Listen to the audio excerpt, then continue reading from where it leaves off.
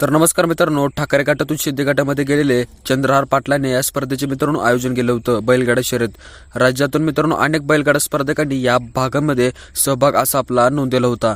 या विजेता बैलगाड्यांना मित्रांनो 2 Fortuner car, 2 Mahindra Thar, 7 tractors आणि 150 मोटरसायकल्स अशा बक्षीस मित्रांनो ठेवण्यात आल्या होत्या।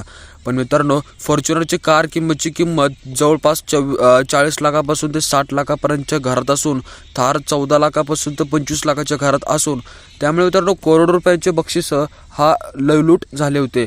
बैलगाडा स्पर्धेमध्ये बैलगाड्यांना अजून मित्रांनो प्रोत्साहन द्यायचा असं एवढंच मित्रांनो सांगण्यामध्ये उद्दिष्ट होतं। ते तर मागाशी मित्रांनो ह्या बैलगाड्यांची सांगण्याची तात्पर्य एवढंच होतं की बैलगाड्यांची खरेदी वाढावं, ह्या सर्व ह्या मागचा उद्देश होता। त्यासाठी एकनाथ शिंदेंनी यावेळी हजेरी लावली गेली होती या स्पर्धेसाठी। तर मित्रांनो यावेळेस एकनाथ शिंदेने असं काही बोललं होतं की महाराष्ट्रातील टॉप 3 बैलांची नावं यावेळी पुकारले होते। पहिला बक्षीस राक्षस असून बकासूर असं त्यांनी म्हणलं होतं, ज्याची किंमत जवळपास 3.5 कोटी होती। बकासूर हा हरण्या होता आणि जवळपास मित्रांनो मथुर नसून मित्रांनो मथुर हा जो काही होता तो पूर्ण बैलगाडी शर्यतीतील टॉपचे बैल होते सर्व।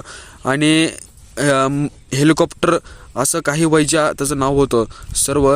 हा इतका खतरनाक असा खेळ झाला होता। तर मित्रांनो जवळपास या खेळासाठी 1 लाखाहून जास्त पब्लिक तिथे गोळा झाले होते। आपल्या पूर्ण देशभरातील लोक या स्पर्धेसाठी सांगली येथे तासगाव येथे हा खेळ भरवण्यात आला गेला होता। या स्पर्धेसाठी तालुक्यातील बोरगाव येथे 5 एकर जमिनीची घेरण्यात आलेली असून काही लाख बैलगाड्या स्पर्धकांनी उपस्थित राहिले होते।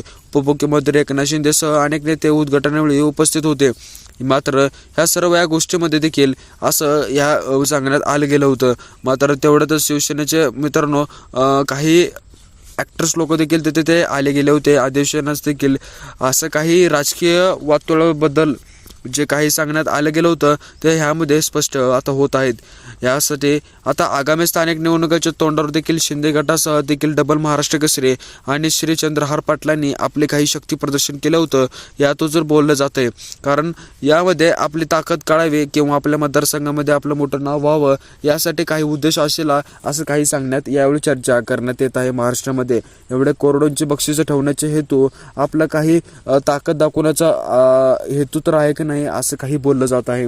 तर मित्रांनो असं काही या व्हिडिओमध्ये सांगण्यात येत आहे आणि चर्चा तर चालूच आहे। शहाजी बापूंचा डायलॉग हा देखील तिथे उपस्थित होते आणि एकनाथ शिंदे यांचं पूर्ण ही शहाजी बापूंबद्दल काहीतरी बोलले गेले होते। असं सर्व ह्या गोष्टीमध्ये मोठमोठ्या ब्रँड अम्बॅसेडर देखील या गोष्टीला लावण्यात आले होते। हा देखील मोठा असा खेळ आहे जो काही शर्यत आहे तो आत्तापर्यंत बैलगाडा शर्यतीतील सर्वात मोठी बैलगाडा शर्यत ही आत्तापर्यंत लावण्यात आली होती। ही बैलगाडा शर्यत श्रीनाथ केसरी असं म्हणून याचं टायटल घेण्यात आलं होतं। 2025 पासून ही 2025 पासून येणार काही आगामी काळामध्ये मी तर फॉर्च्युनर देणारच, त्याच्याबद्दल आता ह्याच्या पुढचे बक्षीस देखील BMW असणार असं काही वक्तव्य चंद्रहार पाटलांनी केलं गेलं होतं। मात्र मित्रांनो येणाऱ्या भागामध्ये आपल्याला कळेलच चंद्रहार पाटलांनी मानांची जाऊया आणि शंकर देवकुळे TV9 मराठी असं काहीच यावेळी त्यांच्या चॅनलवरती हे गोष्ट बोलली होती। त्यामुळे मित्रांनो आपल्याला आगामी स्थानिक निवडणुकीमध्ये आपल्याला समजेलच कोणी कोणाला भारी पडणार यावेळी असं काही यामध्ये चित्र दाखवण्यात आलं होतं। मित्रांनो व्हिडिओ आवडल्यास व्हिडिओला करायला अजिबात विसरू नका। भेटूया अशा काही व्हिडिओमध्ये, तोपर्यंत बाय बाय।